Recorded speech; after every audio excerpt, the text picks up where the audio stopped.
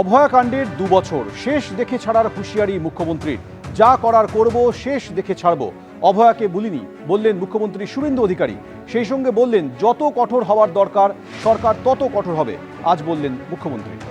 আমি ডায়মন্ড হারবারে গেছিলাম, সেখান থেকে ভার্চুয়ালি সব থানার ওসি আইসিদের বলেছিলাম যে মহিলা নির্যাতন, রেপ, গ্যাংরেপ, মলস্টেশন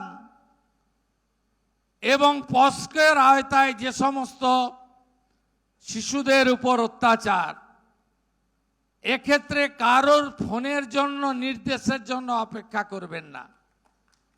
যা দরকার তাই করবেন, কেউ হস্তক্ষেপ করবে না। তারপরে কয়েকটা ঘটনা ঘটেছে। আমি বিগত মুখ্যমন্ত্রীর মতো ছোট ঘটনা, প্রেমের গল্প, মেয়েটা তো অন্তঃসত্ত্বা ছিল, 10 লাখ তো দেওয়া যেতেই পারে, এ ধরনের কথা বলায় বিশ্বাস করি না। আমি বলেছিলাম খোলা হাতে দমন করুন। আপনারা দেখেছেন বারুইপুরের ক্ষেত্রে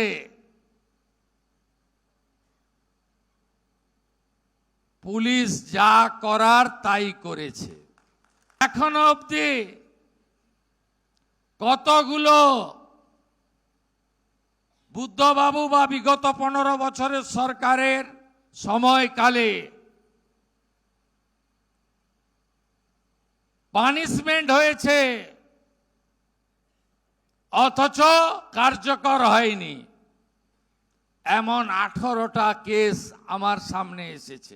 তার মধ্যে 6টা মামলা যেখানে ক্যাপিটাল পানিশমেন্ট হয়েছে, লোয়ার কোর্টে এসিজিএম সেই মামলাকে চিহ্নিত করেছি। 6 জন স্পেশাল পিপি অ্যাপয়েন্ট করেছি। মুখ্যমন্ত্রী বললেন যত কঠোর হওয়ার দরকার সরকার তত কঠোর হবে। বারুইপুরে পুলিশ যা করার করেছে। তৎকালীন মুখ্যমন্ত্রী অভয়ার পরিবারকে 10 লক্ষ টাকা দিতে বলেছিলেন। অভয়াকাণ্ডের 2 বছর পূর্তি অনুষ্ঠানে বললেন মুখ্যমন্ত্রী শুভেন্দু অধিকারী। তদন্ত হবে, বিচার হবে। বিচার না হলে তো আমি ছাড়বো না কাউকে। যারা আমার মেয়ের সঙ্গে এই অপরাধমূলক কাজ করেছে তারা মানুষই না। আগে তারা মানুষ হবে, তারপর তো ডাক্তার। তারা সবাই ডাক্তার পদবিটা পেয়েছে, কিন্তু তারা আমি মানুষ বলে মনে করি না। মুখার্জি এবং সোমনাথ দে এরা হচ্ছে লাস্ট তথ্য প্রমাণটুকু আমার মেয়েকে পুড়িয়ে দিয়ে নষ্ট করেছে। আগের সরকার, প্রাক্তন মুখ্যমন্ত্রী, তিনিই স্বাস্থ্যমন্ত্রী ছিলেন আমাদের, তিনি পুলিশ মন্ত্রীও ছিলেন। তো পুলিশের সহযোগিতা নিয়ে প্রাক্তন স্বাস্থ্যমন্ত্রী এই সমস্ত কাজ করেছেন। পুলিশ তদন্ত করছে, বিচার হবে, আমি 100% আশাবাদী। সেদিন 9 আগস্ট 2024 যে স্বাস্থ্য দপ্তরের যে দুর্নীতি, ঘুণ ধরা একটা স্বাস্থ্য ব্যবস্থা বেরিয়ে এসেছিল, তাই এই বিচারটা হলে সেই স্বাস্থ্য ব্যবস্থার, ঘুণ ধরা ব্যবস্থার অনেকেই অপরাধী, অনেকেই এর সঙ্গে জড়িত। সেই জন্য স্বাস্থ্য ব্যবস্থার যে ঘুণ ধরা ব্যবস্থা, সুস্থ সমাজ, একটা স্বাভাবিক স্বাস্থ্য সমাজ করতে হলে এই বিচারটা অবশ্যই। অভয়াকাণ্ডের 2 বছরের মাথায় ফের রাজপথে উঠল বিচার চাই স্লোগান। হলো মিছিল, জ্বলল মশাল। জুনিয়র চিকিৎসক, সিনিয়র ডাক্তার থেকে সাধারণ মানুষ। অভয়াকাণ্ডে বিচারের দাবিতে কলকাতা মিছিল।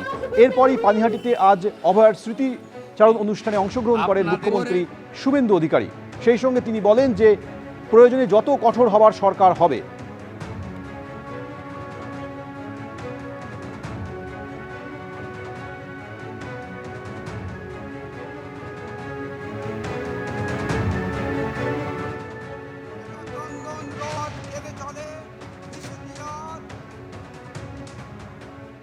পুনর্তদন্তের ঘোষণা আজকে করে গেলাম।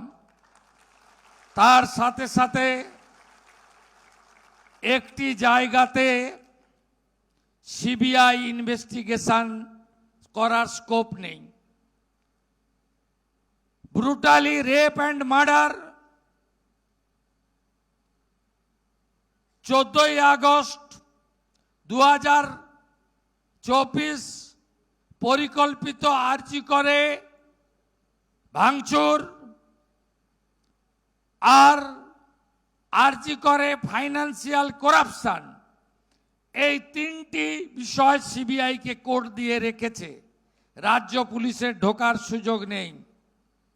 কিন্তু একটি জায়গা আমি খুঁজে পেয়েছি যেখানে রাজ্য পুলিশের ঢোকার সুযোগ রয়েছে, সেটা হলো ক্রিমেশন ঘাট, Natagarh, Kadamtala, CR park, under ঘোলা পিএস। এখানে আমরা আশ্চর্য হয়ে যাবেন, সিরিয়াল 3-তে ছিল, 1 করেছে।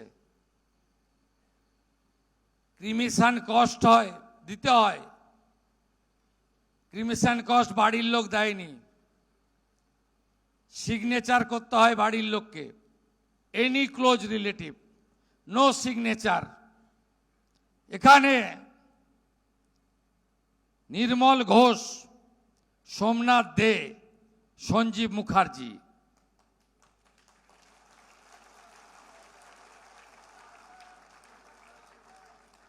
এই 3 জন এই কাণ্ড করেছেন। আমি সিপি আছে, সিপি ব্যারাকপুর হেয়ার, এটাতে সিবিআই নেই। Please start new case and take appropriate action.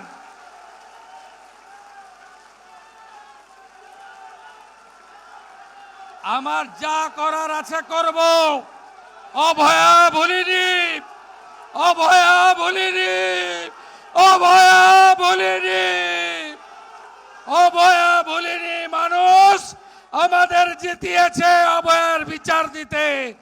আমার লিমিটেশনের মধ্যে আমি কমিটেড, আমি কমিটেড, আমি কমিটেড।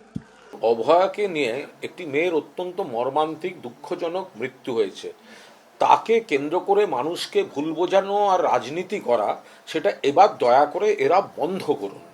24 ঘন্টার মধ্যে মমতা বন্দ্যোপাধ্যায়ের পুলিশ মূল অভিযুক্তকে গ্রেফতার করেছিল। এরপর যেটা হলো, এরা বললেন সিবিআই চাই, হাইকোর্ট সিবিআই দিলেন।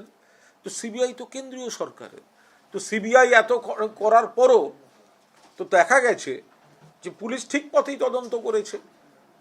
3টি আদালত, trial court, high court, supreme court, তারা মনিটর করলেন এবং সব পক্ষ সেখানে সব বলার সুযোগ পেলেন।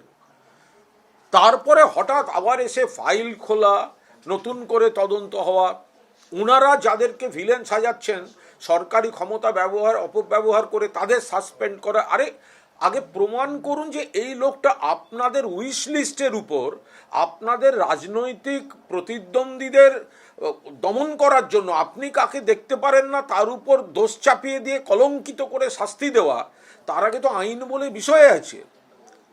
স্বাস্থ্যমন্ত্রী ডাক্তারবাবু জানতাম, তিনি গোয়েন্দা আমি এতটাই জানতাম না। এবিপি আনন্দ, এগিয়ে থাকে, এগিয়ে রাখে।